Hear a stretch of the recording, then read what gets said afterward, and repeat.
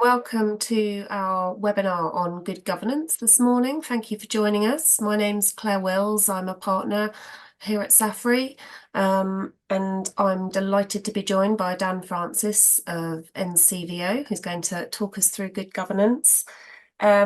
Just a few housekeeping points to start with, if I may. If I could have the next slide, sorry. Thank you. So this webinar is being recorded, and as you'll be able to see, closed captions have been enabled. No attendees can be seen or heard, and no names will be used as part of this session.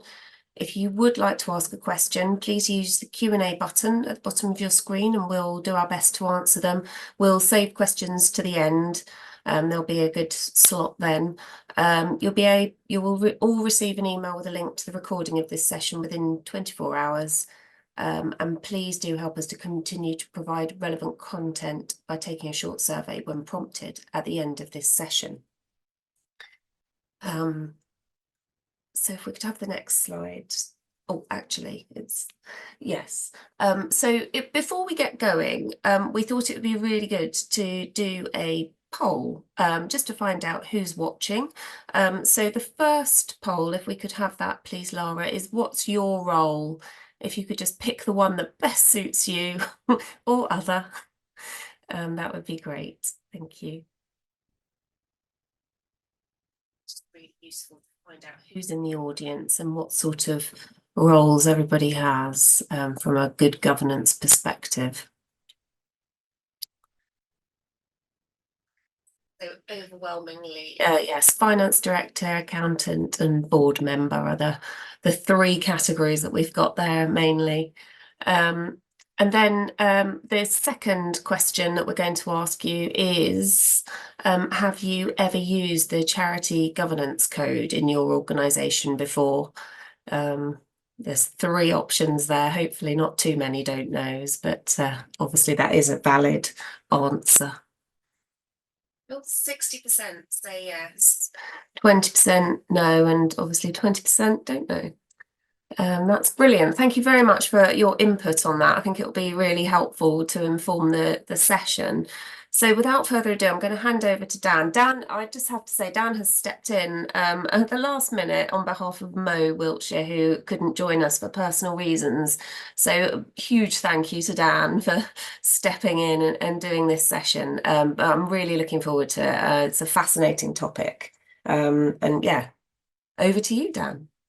Thanks so much, Claire. And it's really great to be here, and I'm absolutely delighted to be able to fill Mo's shoes today, and hopefully I do it justice. So my name's Dan. I am the principal consultant at NCVO, so I lead our training and consultancy service.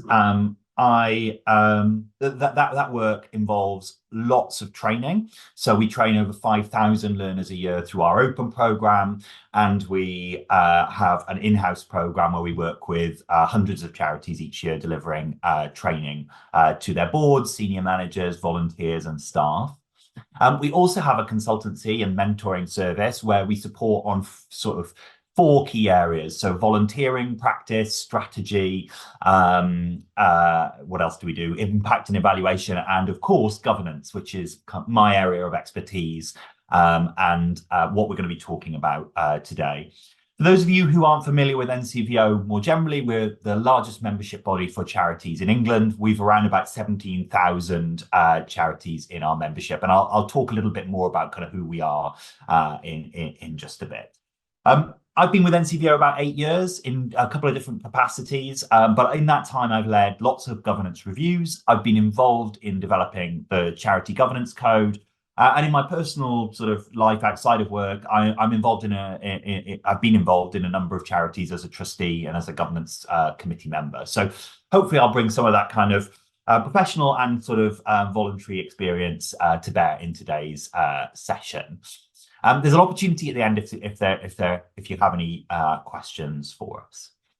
So what is it we will cover today? Well, as I said, I'll tell you a little bit about who we are, NCVO. Then we'll have a look at the Charity Governance Code as a framework. Great to hear that 60% of people have used that.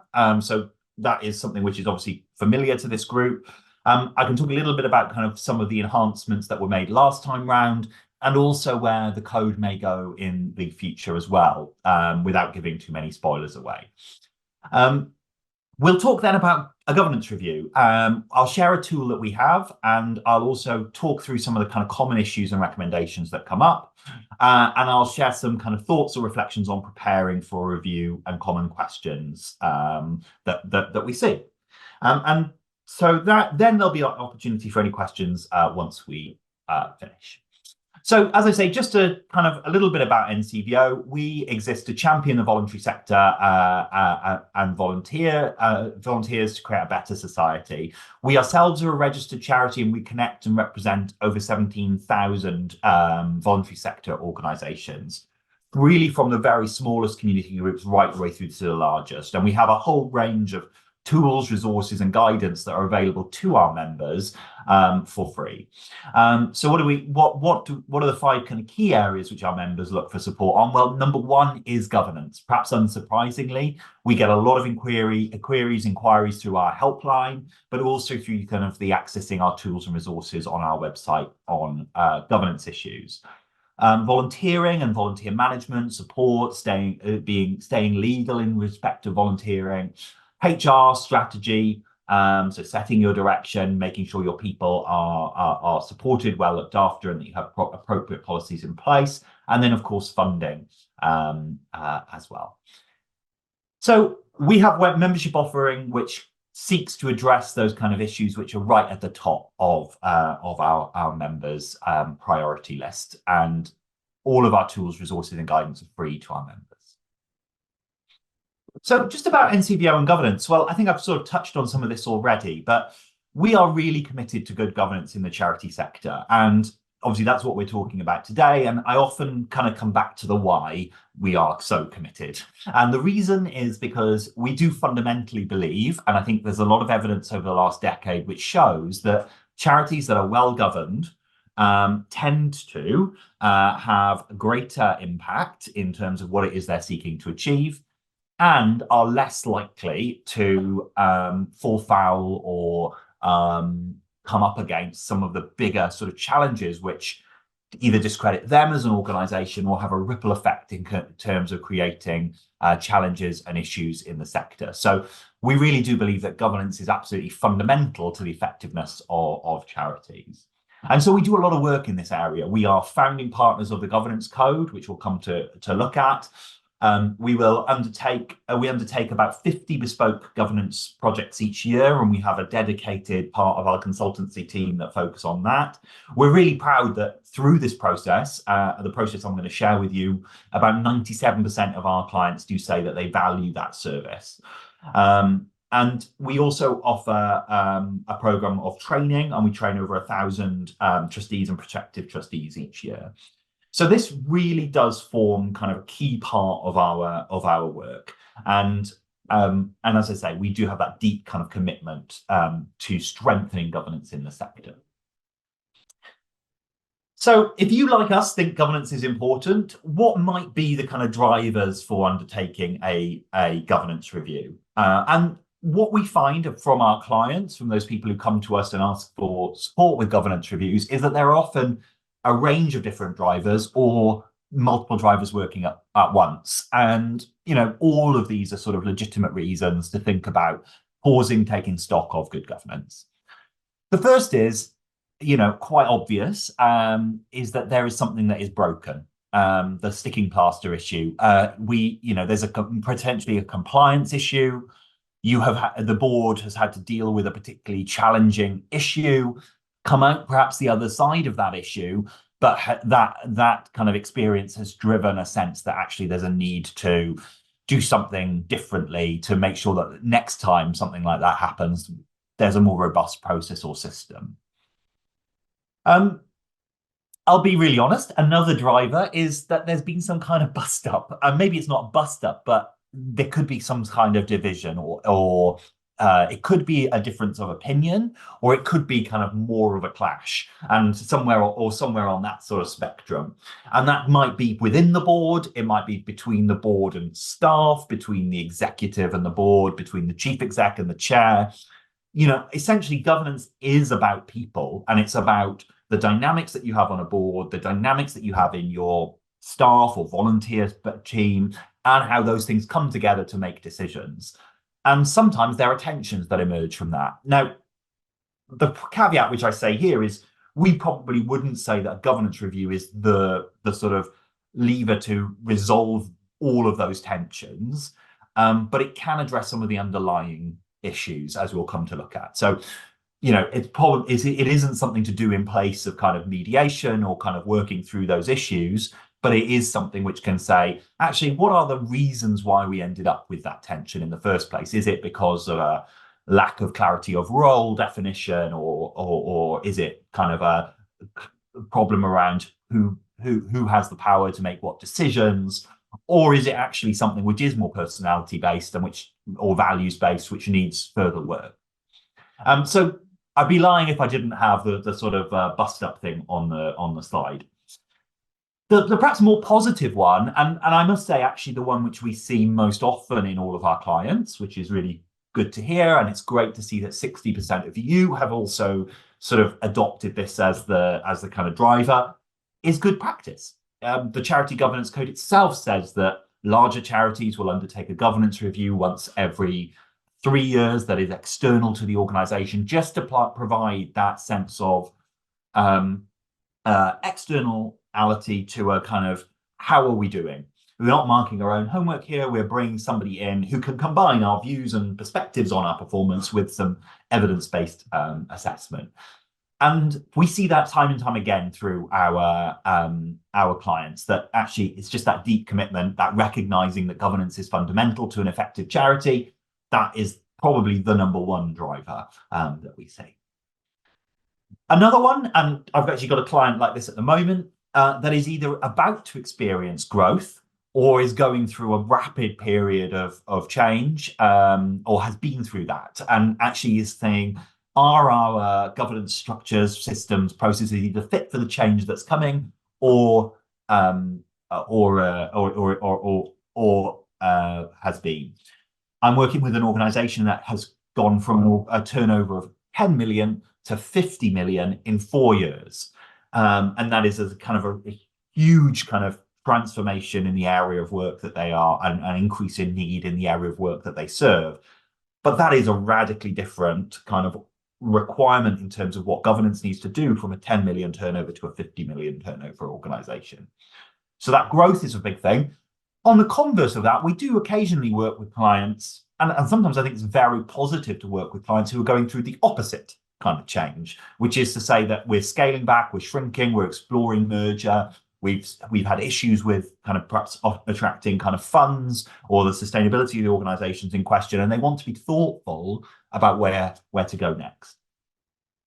And then the final kind of driver, which we see increasingly, and I see it as a good thing, is funding. The desire that funders sometimes have to ensure that the charities they fund are perhaps in a funder plus type way, that they have robust governance in place, but that the funder isn't the kind of right organization to provide that support. And so actually having a third party come in to help strengthen that governance is key. Or indeed charities that think we really want to attract funding, but that we need to get our house in order before we get there. And as I say, sometimes you get a bit of a combination of these different drivers, all of them legitimate, positive. I think that good practice, the desire to sort of strengthen governance across the sector, is the primary one which we see. So what does it involve then? Well, our typical process involves a couple of inputs and then some coming together, and then an output based on our perspective. So we will do in our process a set of data gathering. That normally involves looking at documents that the organisation has, your governance information, undertaking a governance wheel survey, coupled with a skills and diversity audit. And I'm going to introduce the governance wheel in just a moment. So I'll come to explain what that perceptions-based survey is. And then we often also will undertake board and committee observations as well.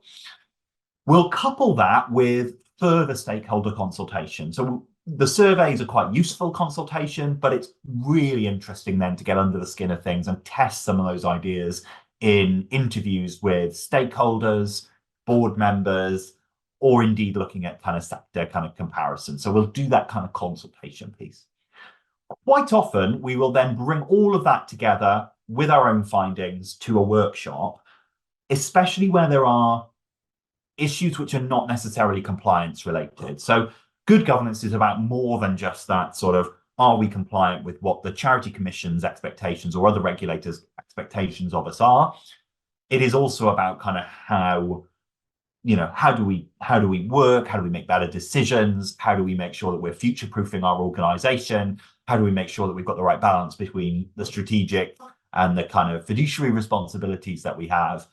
And all of those things don't always have simple, clear-cut answers. And for that reason, we tend to preference some kind of engagement piece, either through a kind of workshop with the whole board or with a kind of dedicated subcommittee of the board. And then we tend to bring that all together into a report and a presentation, and we link that then to our own findings. So it's not just based on perception, and base that on the Charity Governance Code as the framework. So that's what we do as a kind of external governance review.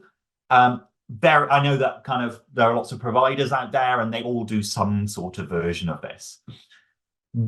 What I'm going to share with you now, though, is also a means by which to kind of facilitate this process in-house yourself. And I think that is useful in that it doesn't provide that 3-yearly sort of check by an external, but what it does do is perhaps annually you can, in between those kind of bigger, more wholesale governance reviews, you can also provide that kind of like litmus test on how are we making progress against those objectives.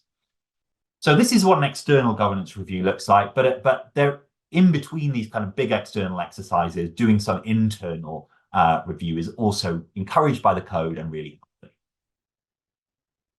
So the Charity Governance Code, the framework for it, great to hear that 60% of you are familiar with this. 40% of you, though, are not. And so I will give you a very quick kind of flavor of the Charity Governance Code. It's made up of 7 principles and a foundation.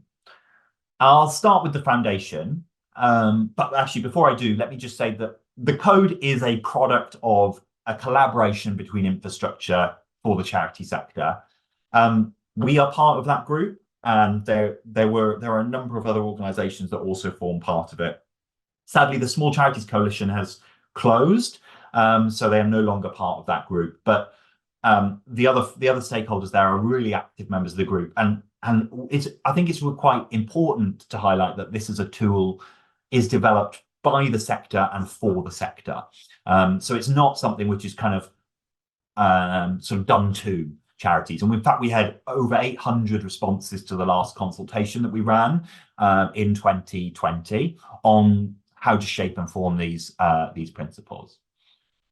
The Charity Commission are a supporter of the code and they sit as an observer on the group. That's a really important kind of endorsement. And I think it's a recognition of where the sector can pick up and where the Charity Commission as a regulator kind of has to interface with that support. So what does the code say? Well, I'm going to give you a very quick sort of whistle-stop tour of these principles. The foundation principle, that is really clear that trustees need to understand their role and the context within which the charity operates. Sounds like an obvious one, but actually you'd be surprised how many organisations there might be very different views on the operating context, or indeed trustees understanding their duties. So that is a prerequisite for the code, and really, fundamentally has to be in place before you can achieve good governance. The leadership principle, that talks about the board being seen and recognised as leading the organisation, setting the organisation's kind of values, and critically the relationship between the executive and the board. And that relationship being one of support and challenge and being typically led by the chair. It does place emphasis here on the role of the chair in being that facilitator of good governance for the organisation. The integrity principle, this was updated significantly in 2020. It talks about ensuring that everybody who comes in contact with the organisation has that right to be safe. So that oversight of safeguarding, integrity, ethics, and alignment of those things with the charity's own values. It says that the board will lead by example in terms of those values. And it also deals here with kind of conflict of interest and how the board must kind of systematically declare those.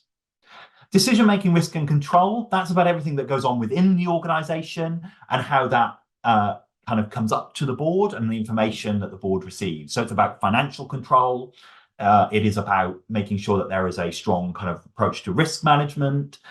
It's about the relationship with your kind of subcommittees and your approach to delegation. And overall, you know, that really is about kind of oversight and control within the organisation. It's probably the most detailed of the principles that we have.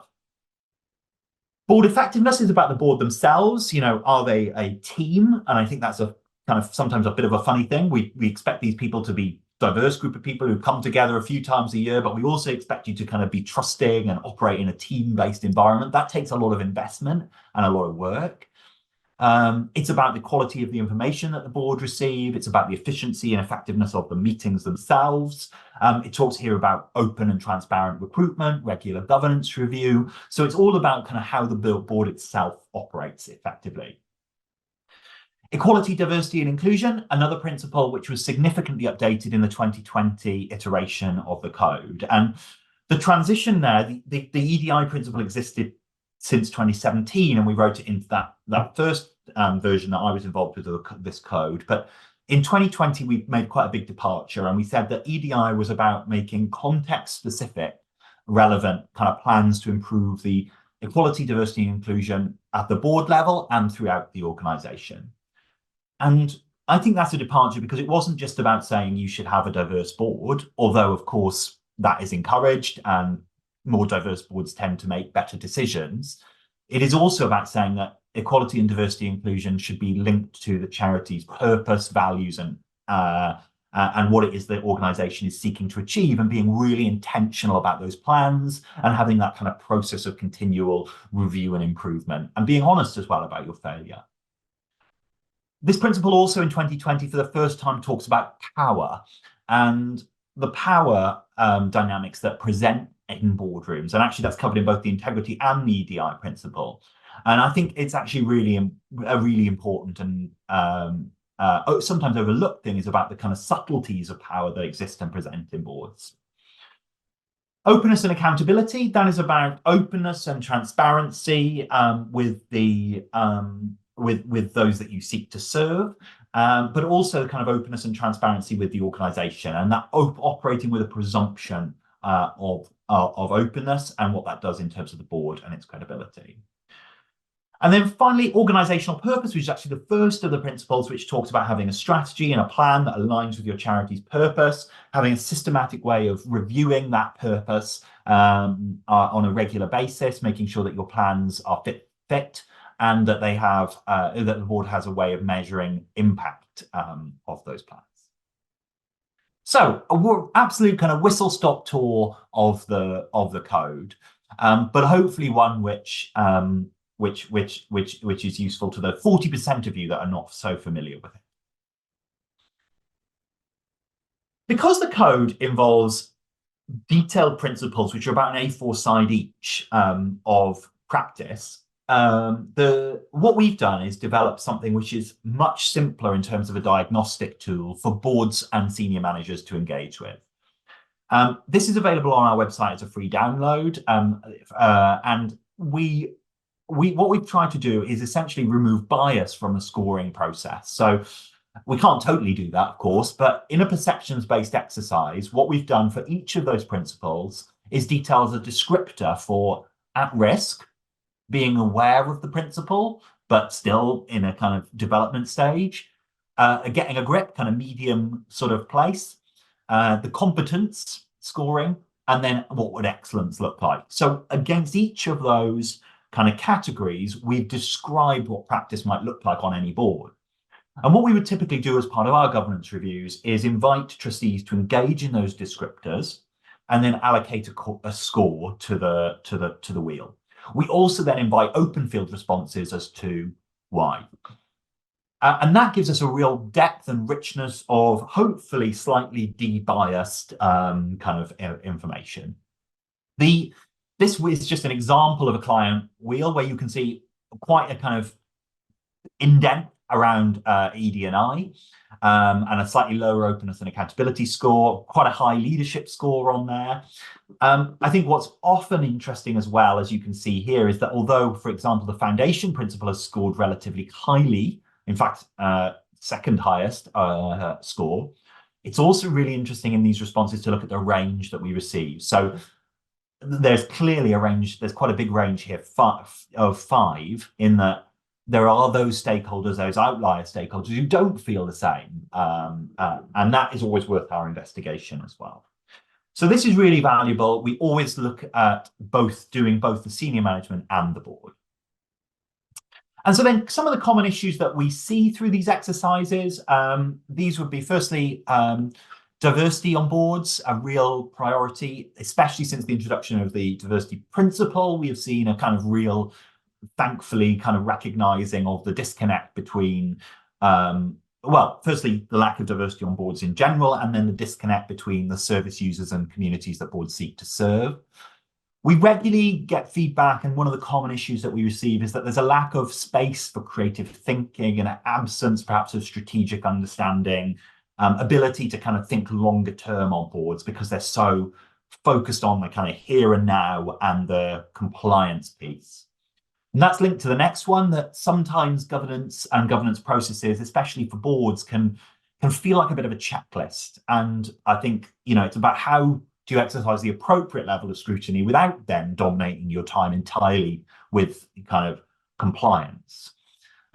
So the kind of combination of those two is also an issue.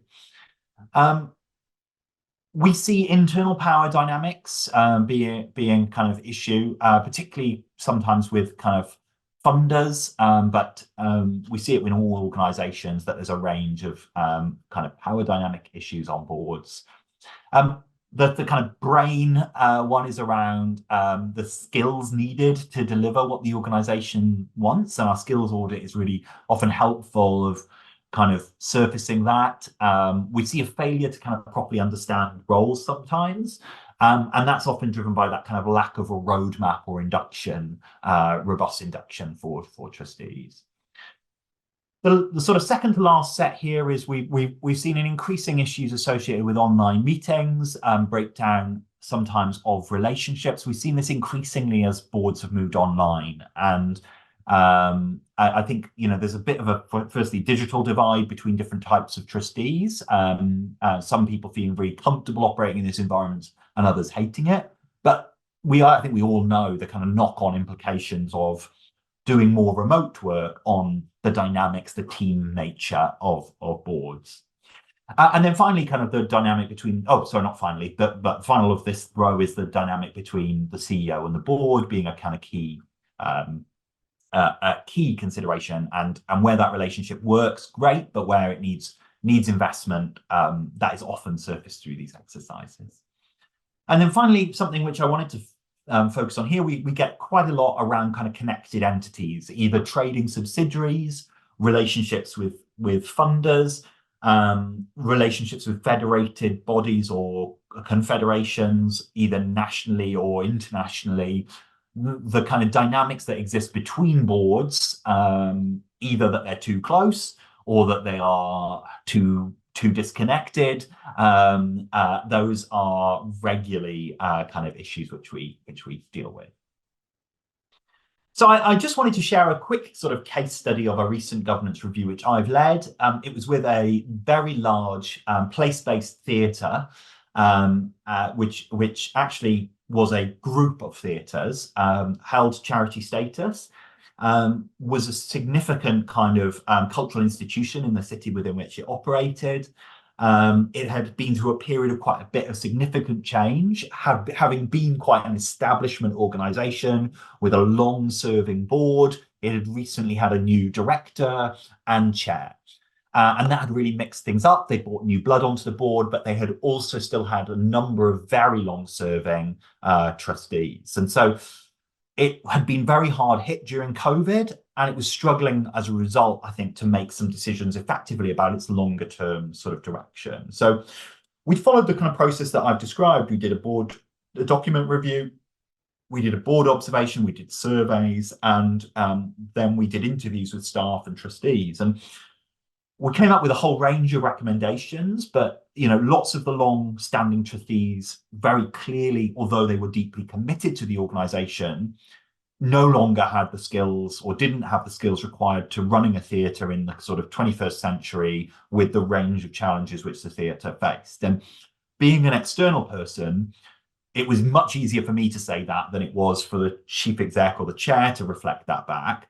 And we were able to do it in a way which was kind of kind and recognise the commitment that those individuals had given over, some of them over 30 years, in terms of really saving this organisation and bringing it to the point which it was at now. We recognised that actually something which does come up quite often, there was so much kind of paperwork, and it's a big organisation, and the amount of volume of stuff that the board was receiving was really getting in the way of them making effective decisions. And so we were able to kind of chart a path to help them recognise and rationalise what the board saw. We recognised something which is quite interesting, that this organisation was hyper-commercial. It was really focused on running big productions, making sure that it was turning over, and actually that had served the organisation really well in terms of difficult periods like the pandemic. But perhaps that commercial focus meant that the organisation was losing sight a bit of that charitable purpose, its public benefit. Not entirely, but rarely did the board have conversations about how does the organisation as a charity deliver purpose and public benefit. So we were able to kind of hold a mirror up to that and say, actually, these are conversations you need to be having. It's great that you're commercially efficient and that commercial activity is primary purpose, but actually, do you draw a proper connection between the commercial work of the organisation and the impact and mission? And there was some kind of questions there. There were some issues around conflict of interest, and that was connected to connected entities. Members of staff being being married to, some of the connected entities being married to members of the board, and vice versa, was an issue which we found, as well as kind of other conflicts of interest around people having served, having been in receipt of funding from the organisation's grant programme. We were able to surface those conflicts of interest a bit like with those long-serving trustees, and not do it in a way which kind of sought to embarrass those people, but highlight the risks for both the charity and the individuals involved. The connected entities was a big issue with this organisation. They had two subsidiary theatres that also operated, but with different purposes in the city. And what was really clear is that they all referred to the sort of larger of the entities as their kind of head office, and really deferred decision making to that main board. And so the local boards, if you like, the subsidiary boards, didn't have a kind of sense of independence and were led almost entirely by the sort of parent entity, without being able to demonstrate their own charitable purpose and public benefit.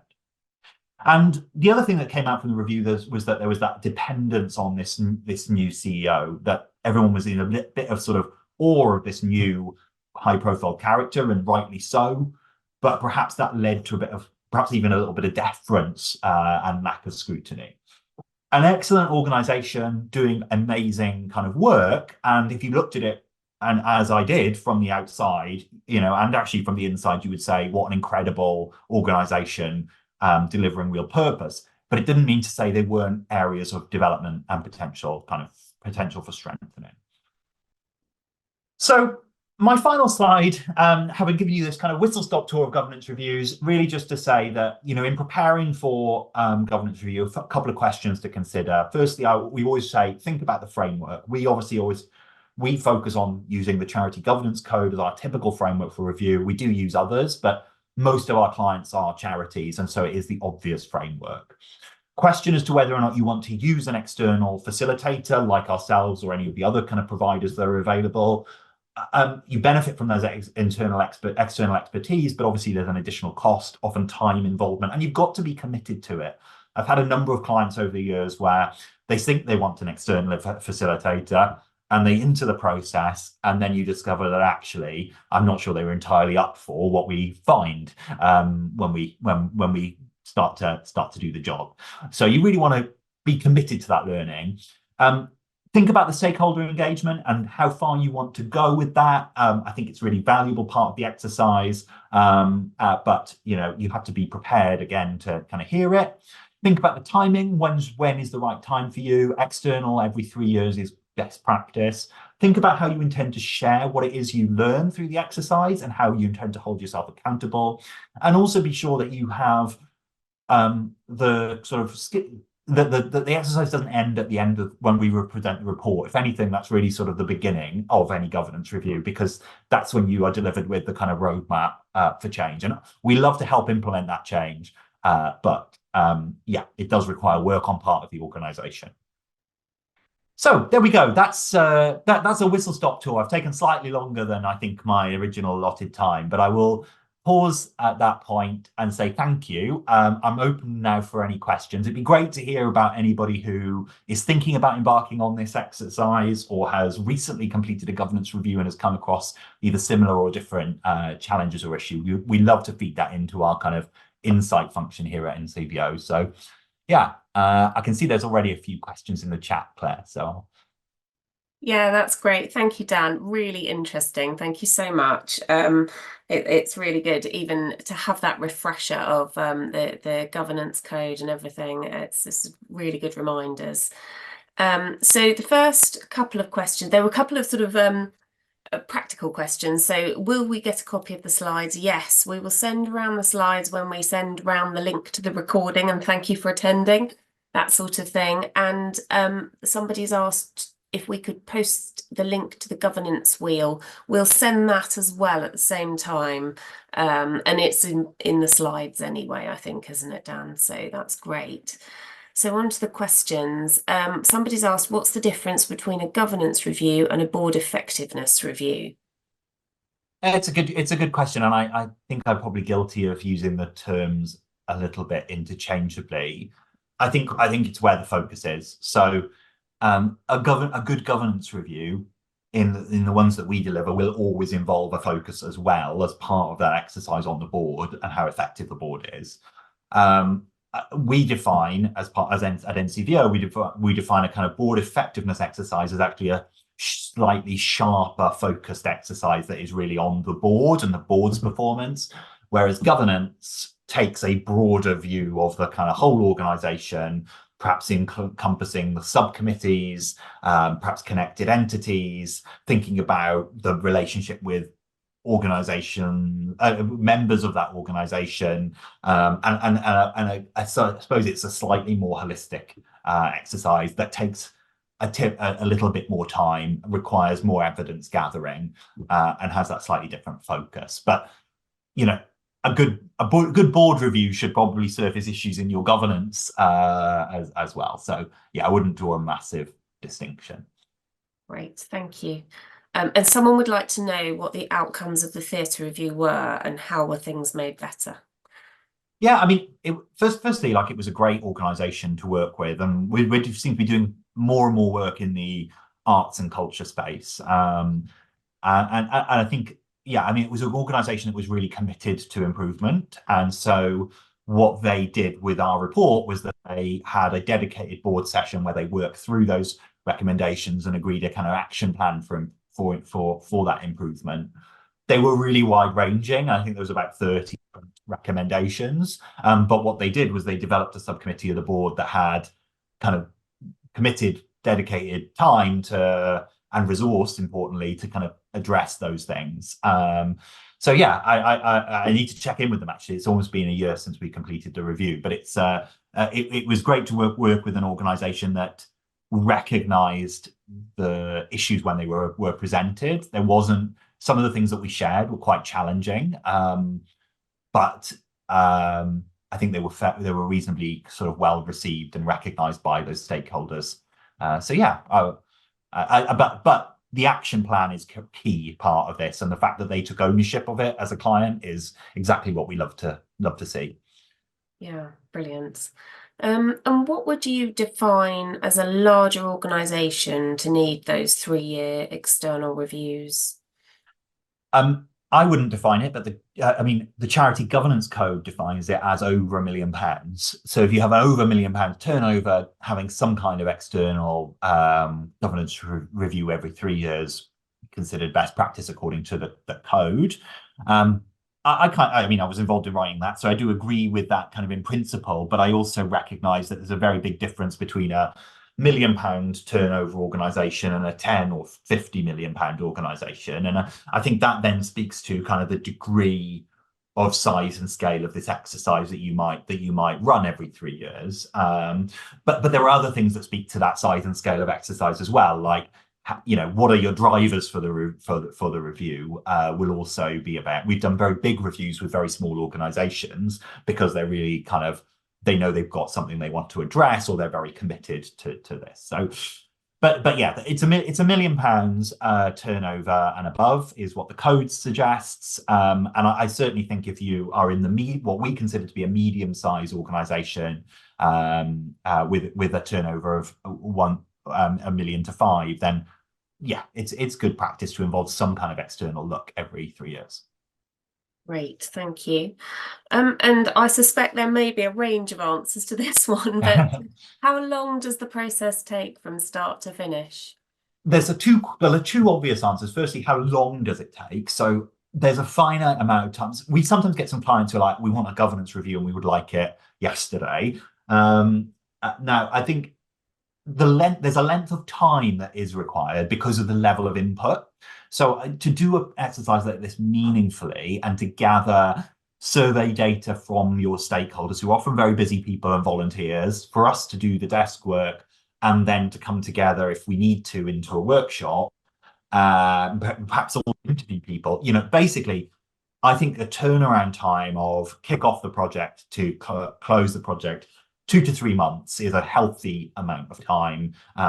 We normally, by the way, need a little bit of extra lead in, and I think a lot of others that do this work do as well. But in terms of process, that's good. In terms of number of days that it requires, then it's not 3 months of work. It is normally, for us, ranges from between 7 days work and about 15 days work to do this exercise well. And that then depends on the level of depth and scope, and the more days you have, the more insight we are able to kind of gather. Brilliant. Well, thank you so much, Dan. It's been really interesting. I feel like I've learnt quite a lot, and one of the things I've sort of written down is that on the Charity Governance Code, the foundation of it all is that the trustees understand what they're up to, which is really important and something you perhaps don't think about. So it is really important, and we've done a lot of work to make sure that, you know, I don't think it's all the responsibilities on trustees there. I think we've done quite a lot of work. We've got an e-learning module, we've got some training, and there are loads of providers out there who offer free or very low cost trustee training. So there's that aspect, and then there's knowing about the organisation as well, and that bit is on trustees quite often. But the organisation can help. But it is so fundamental, that foundation, absolutely. Yeah, no, that's brilliant. Well, thank you very much. Thank you to everyone for joining us this morning, and for all your questions. Thank you for participating in the polls at the beginning as well. But yes, the slides and the recording, I think, will be emailed round tomorrow. So thank you very much for joining us, and have a good day.